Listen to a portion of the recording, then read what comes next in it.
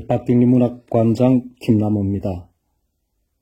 박경리 문학관에서는 문학사랑방을 운영하고 있습니다. 문학사랑방에서 토지문학재 평사례문학 대상 수상작들을 중심으로 작품을 읽어드리고 있습니다. 오늘은 제22회 평사례문학 대상 수상작 수필 부분 대상을 받으셨던 김영웅님의 수필을 읽어드리도록 하겠습니다.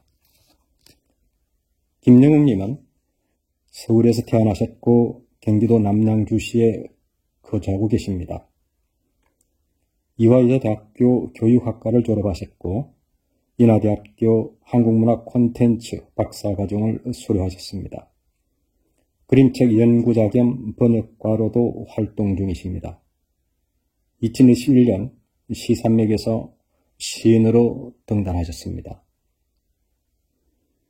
오늘 읽어드릴 작품은 김영웅님의 수상작 부르카와 마스크입니다. 한정막에 오래 앉아있을 때처럼 화닥하다. 숨을 내쉴 때마다 마스크 안쪽이 눅눅해진다. 오르막길이라도 걸어 오르라치면 숨이 턱턱 막힌다.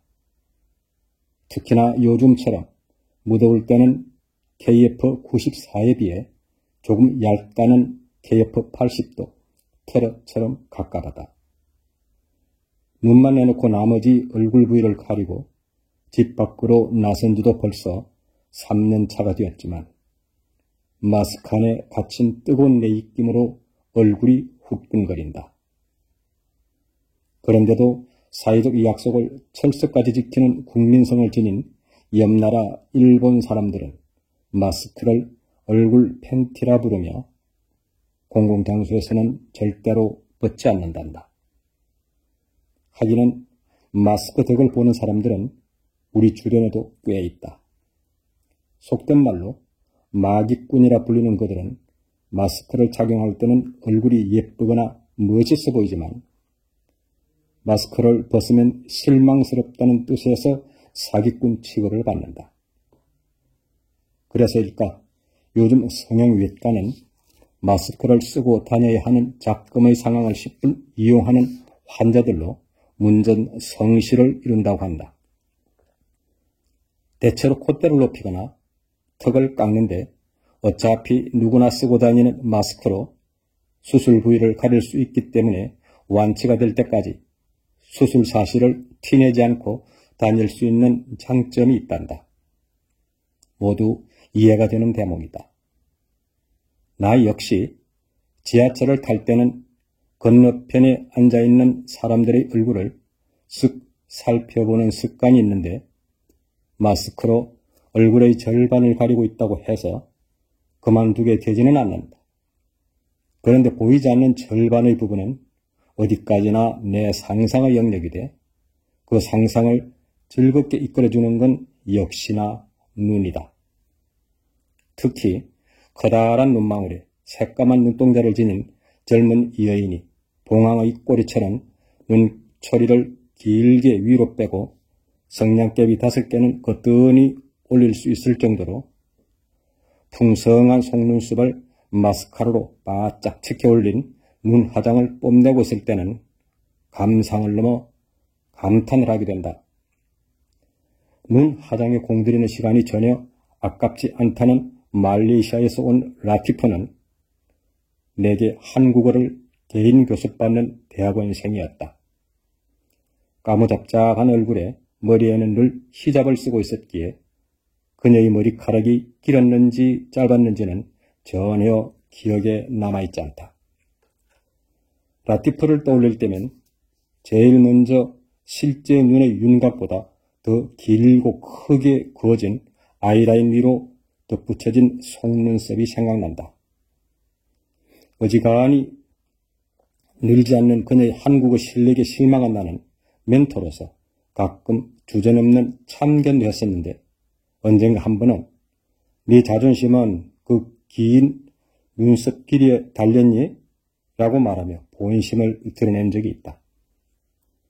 그러자 그녀를 고개를 푹 숙이고 닭똥 같은 눈물을 똑똑 흘리면서 울먹였다. 언니가 히잡을 써보지 않아서 그래요. 나도 여자인데 머리카락을 드러낼 수 없으니까요. 나는 얼른 한 손으로 내 입을 막았다. 그 입장이 되어보지 않고서야 이러쿵저러쿵 할 수 없는 건데 내 앞에 있는 라티프란 거울에 비친 나의 참모습은 관용이란 미덕이 눈꼽만치도 없이 옹졸하고 편협하기만 했다. 언젠가 아프가니스탄으로 해외 파병되었던 후배가 내게 자신의 핸드폰에 담긴 사진 한 장을 보여줬다. 치대를 졸업한 덕에 위생병의 신분이었던 그 친구는 비록 자신은 남의 나라 전쟁터로 보내졌지만 현재의 교실 풍경을 사진에 담아 올 정도로 시간적 여유가 많았다며 덤덤하게 말했다. 하지만 술 한 잔을 입안으로 틀어놓고는 한숨을 쉬며 저 애들은 여학생들이라고 했다. 사실 모두 다 시커먼 자루 같은 걸 뒤집어 쓰고 있어서 고작 중학교 여학생인지 알아챌 수도 없었다. 잠시 뒤 사진을 확대해보니 첫 줄에 앉은 아이들의 눈이 보이는 것만 같았다. 그러나 모두 모자이크 처리를 한 것처럼 칙칙한 망사 뒤에 커다란 눈망울을 숨기고 있었다. 부르카의 연인이 저 나라에서는 생리할 나이만 되면 여자는 그림자 취급을 해요. 그러면서 후배는 내 눈을 빤히 쳐다봤다. 이 후배는 부르카 안에 청바지와 쫄티를 입고 심지어 배꼽 피어싱까지 하는 애들이 있다고 덧붙였다. 그 말에 순식간에 얼굴이 화끈거렸다. 그걸 어떻게 봤을까 싶은 의심 섞인 불쾌감 때문이 아니라 가부장제의 문화 속에서 멀쩡히 살아서도 무덤 속에 갇혀버린 여자애들이 느꼈을 분노 같은 것이 내 안에서 끌어올랐기 때문이었다. 눈까지 가려버린 부르카에 비하자면 라프티의 히잡은 여성도 자신의 눈으로 세상을 볼 수 있고 당당히 할 말도 할 수 있게 배리한 머리쓰개처럼 생각되었다. 사실 부르카를 쓰지 않았다고 명예살인을 당하는 이슬람 여성 사진도 이민자 여성들이 부르카를 뒤집어 썼다고 불편한 적개심을 드러내는 파리지앵의 표정도 내 마음을 바닥까지 흔들어 놓는다. 전신을 감싼 부르카 속에 총이라도 감췄을 가능성을 배제하지 못하는 것은 서방 세계가 지금껏 겪은 테러의 위협에 대한 집단적 노이로제 반응이다. 하지만 시커먼 부르카는 여전히 죽음을 연상시킨다. 움직이는 관과 떠는 섬뜩한 느낌을 지울 수가 없다.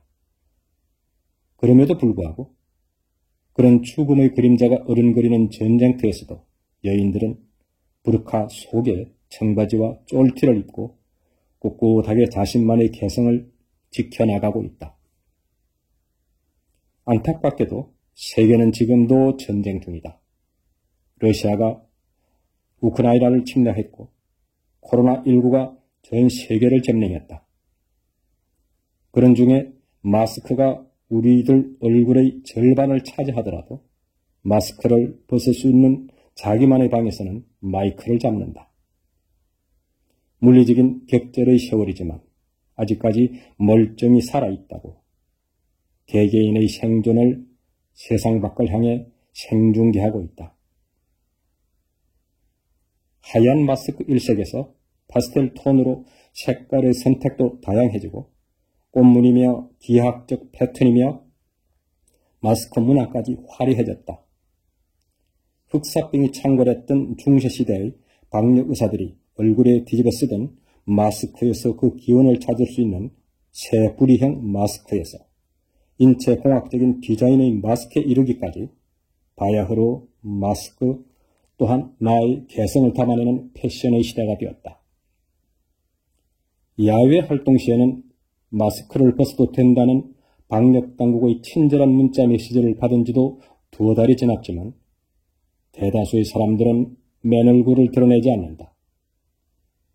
이렇게 후덥지근한 날씨에도 불구하고 마스크가 마치 얼굴 방패라도 된 것인 양 표정들을 숨기고 있다. 부르카를 쓸까? 부르카를 벗을까? 사이에서 생존의 고민을 하는 이슬람 여성들의 유난히 크고 짙은 눈망울이 떠오른다. 쓰고 벗는 사이에 생사의 갈림길이 있는 그네들의 폐쇄적 삶에 비하자면 마스크를 쓰느냐, 마스크를 벗느냐는 어느덧 개인이 선택할 수 있는 실존의 문제가 되는 것 같다. 오늘은 나도 마스카라로 눈썹을 올리고 싶다. 라티프 스타일로 차양을 길게 쳐주면 보기 좋게 시원한 그늘이 생겨 눈살을 찌푸린 일도 지나칠 수 있을 것 같다. 들어주셔서 감사합니다.